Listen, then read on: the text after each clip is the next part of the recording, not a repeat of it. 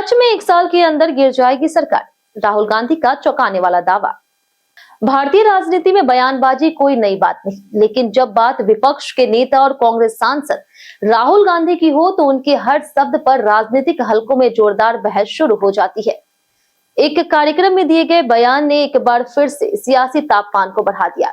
उन्होंने न सिर्फ मौजूदा सरकार पर सवाल उठाए, बल्कि आने वाले समय को लेकर के ऐसे दावे कर दिए जिनसे राजनीतिक माहौल पूरी तरह से गर्मा गया। राहुल गांधी ने आदिवासी प्रकोष्ठ के एक कार्यक्रम में बोलते हुए कहा कि देश की व्यवस्था यानी कि सिस्टम अब पहले जैसा नियंत्रित नहीं रह गया और वह धीरे धीरे टूट रहा। उनके अनुसार आने वाले 1 साल के भीतर बड़ा राजनीतिक बदलाव देखने को मिल सकता है और यहां तक कि प्रधानमंत्री नरेंद्र मोदी अपने पद पर नहीं रहेंगे। यह दावा अपने आप में बेहद गंभीर माना जा रहा, क्योंकि इसमें सीधे तौर पर देश के शीर्ष सत्ता को लेकर के भविष्यवाणी की गई। उन्होंने अपने भाषण में आगे कहा कि देश की अर्थव्यवस्था एक बड़े संकट की ओर बढ़ रही।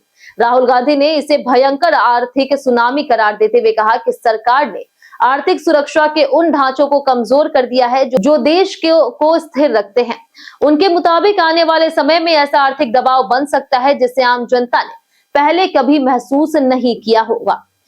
इस बयान ने आर्थिक विशेषज्ञ और राजनीतिक विश्लेषकों के बीच नई बहस को जन्म दे दिया।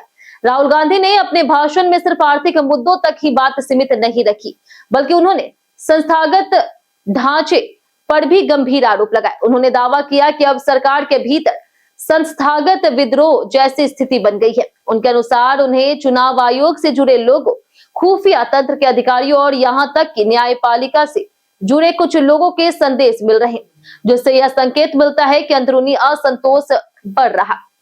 इस संदर्भ में उन्होंने इलेक्शन कमीशन ऑफ इंडिया का भी अप्रत्यक्ष रूप से उल्लेख करते हुए कहा कि कुछ समय पहले एक संस्थाएं पूरी तरह से नियंत्रित मानी जाती थी, लेकिन अब स्थिति बदल रही।